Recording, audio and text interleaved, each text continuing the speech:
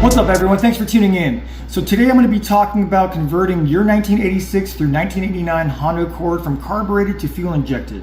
Now, I've never actually done this conversion myself in the past, nor do I really have a want to do so. The two reasons why I'm mainly doing it is because throughout the years I've had many people ask me how it's done. I haven't really done it just because I haven't done it, so I don't want to provide wrong information or missing information on how to do that. For the most part, I've told them it's, even in 2019 when I started this channel, it's far easier just like sourcing out an entire LXI, SEI Accord and then just either getting rid of your carbureted Accord and just using that and build upon that, or just take the parts from that and put it into your DX or LX if so happen the chassis to be in a far better condition than the fuel injected version. I've even mentioned, like, if you were to do the conversion, it might be a lot cheaper and easier to source parts if you were to do an OBD1 conversion to your DX during the whole FI conversion.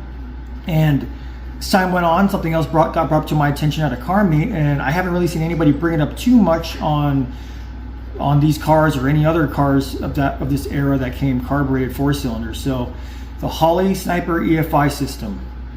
So in particular, the Holley Sniper EFi system 2300, the 2-barrel. So they do make a 4-barrel. I think it's overkill for the Accord and the A20. That's just my opinion. But the kit itself, and for especially the price point of it too, you would be spending around that much money if you were to source out a fuel injected Accord anyway, in my personal opinion, especially this day and age in 2025. But with this, I feel like you would gain a little bit more just because it's far newer technology than anything you'd get from a 30-year-old car, giving wiring, ECU, fuel tank, fuel lines, sensors, TPS sensor, map sensor, idle air control valve, IAT sensors, that you would transfer over. I think all these stuff is super old, and even if you do get it, it's who knows what condition it's going to be in. At least the Holley stuff, it's newer technology. You don't need to tune it. Well, you do need to tune it, but I'll explain that more later on. But it just seems like a far better, huge leap forward in technology, and to get you in the same place that you want to be at if you're going to be doing the fuel injection. So I did a little deep dive on the Holley EFi sniper systems. I've always heard of them, but it just really wasn't in my world to really look into it at the time, because most people that use it on their old, their old school muscle cars and their V8s and stuff like that. So I always thought it was more of their world, of their parts, especially Holley. When I think Holley, I think V8 stuff in general. I know they make stuff for other vehicles, but that's just how my brain was. But I was open to it, looked into it. I was kind of seeing, okay, what do they offer that could work for this 3rd generation Accord platform?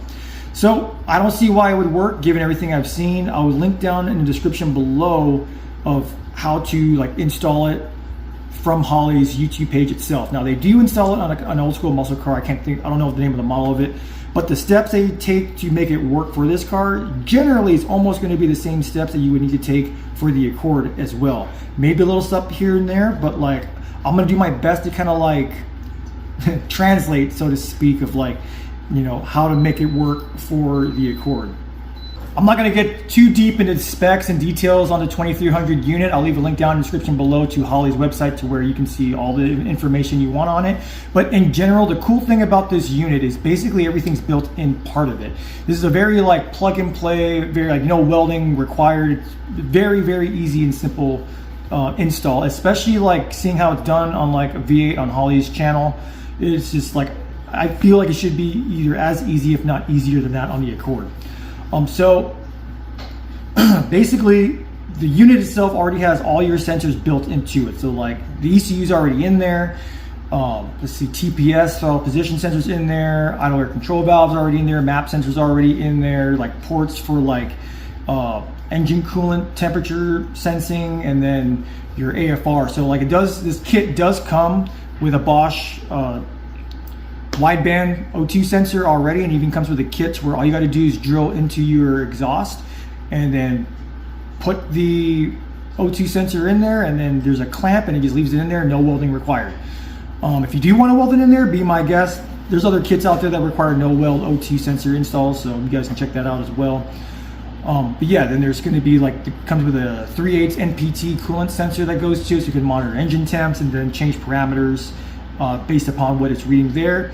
Where you can install it on the Accord, from what I can think of off the top of my head, facing the hood, there's a sensor. I believe it's the thermo thermovac switcher thing. There's like 3 ports going off of it. I can't think of it, but it's on the thermostat housing, near the thermostat housing, and the plug would be facing the hood. You take that out, put it there if you want. I believe it's the same 3/8 thread. I could be wrong on that.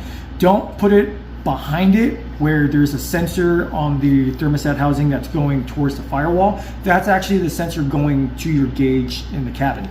There's another one on the block right underneath the intake manifold as well. You guys can plug it in there as well if you want to, or if you want to, you can also get just like a what is it? The radiator hose adapter. So like, yeah, you just cut your radiator hose, put this metal adapter thing in between it, and then you can put all your 3/8 adapters in there to send. Personally, I wouldn't do that, just mostly due to like most of the temperatures that it's seeing from the radiator hoses isn't really too accurate compared to like the readings it's getting from inside the block itself. So definitely the closest place you can get like a good temperature reading inside the closest to the engine, if not in the engine itself, would probably be the most ideal spot. So a little bit about the unit as well. So like, there'd be a plug coming from it that's going to go to your inside the cabin through your firewall. That's going to be like a display touchscreen, and that's where you control the parameters, see like pretty much like real-time gauge stuff, RPMs, engine coolant temp, a whole bunch of stuff, vacuum readings and all this stuff. That's where you can go in and edit, tell you it's a 4-cylinder, how many cubic inches. Oh yeah, real quick, I figured that out. So for you guys that do plan on getting this, for an A18, the cubic inches is 111.6. For the A20, it's 119.3. So that's what you need to enter when it asks for cubic inches in that touchscreen on initial startup. So once you have everything set on there, pretty much if I was to make a guess, I believe it's auto-tune function. You don't have to tune it technically. It'll auto-tune it enough to where you can actually start it, drive it, and go down the road. If it doesn't, then there's something more than likely mechanically wrong with your install. If I was to guess on how it does the whole self-learning thing, given the base parameters you've given it, that's 4-cylinder, the cubic inch, street cam, race cam, whatever, based upon the primary information you give it, it's going to set up a air-fuel ratio target at certain vacuum, at certain RPMs. So it's going to go based upon volumetric efficiency, or VE table. So this is where you would drive it around, it starts learning your driving habits, starts making corrections, and then after a while of driving, it's going to come up with a fuel base map, in which turn you can either use that as your primary base map to just drive like normal, or you can look at it, fine tune it, see like, hey, maybe it's too rich while I'm cruising, it's too lean when I'm wide open throttle. You can make all those adjustments yourself, or you don't have to, and it may not be the most optimal tune for the car, but at least more likely it'll be safe and it'll get it running. As far as controlling ignition timing, I don't really know too much on that. You can do it with add-ons. Holley does mention it on the instruction video during the install, so you guys can definitely get all the information on that as you want.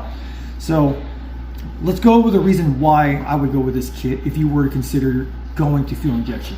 Reason number 1, price. Now that sounds weird given it is over $1,000 for the entire kit, but hear me out. So like I mentioned before, you have, hypothetically speaking, you have a perfect inside out car, but the engine is just, it needs a rebuild, or it's running like crap because it's like all the crazy vacuum lines, the old carburetor needs to be rebuilt. You want to do fuel injection because you want something more modern. Okay, if you're going to source it out, part for part, like I said before, from an LXI or an SCI, it's going to be a lot harder to find. It's more likely going to cost more in the long run, and it's all old stuff. For that price that you would get the master kit, probably could find a whole nother car and then buy it and then swap everything over. But you're still stuck with like old stuff. You're stuck with an old fuel tank, old fuel lines, old sensors, old hoses, old, crusty intake manifold, like you name it. Could you do OBD1? Yes, but even then, you got to think about it, guys. Like a B series, how old is B series these days? Like it's getting there. It's 2025. Okay, we're talking like early 90s tech. So it kind of goes on to my next point, number 2. By converting your Accord's carburetor system to fuel injection using the Sniper EFi, you have like the most modern fuel injection system along with like tuning capabilities and parameters. Like the processing is going to be a lot faster. You know, the boards are going to be more sturdier. Everything, the sensors are going to be more like, it's newer. You know, there's more, you can find replacement parts if you need to be replaced. It comes with it, replacement parts, you can find them if you need to. And for example, okay, so what I'm trying to say, if I already, with my already fuel injected LXI coupe, converting it to OBD1 just to have tuning capabilities and a more modern, you know, build, I guess you can say, more modern parts, you know, I still don't have VE auto tune capabilities. My OBD1 ECU doesn't have the fast processing power.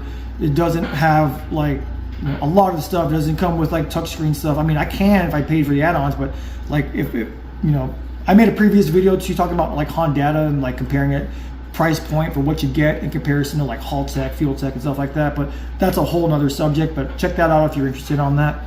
You know, you'll get more tech of now on your old A20 engine with this whole setup, along with, you know, the new fuel lines and the new sensors and whatnot.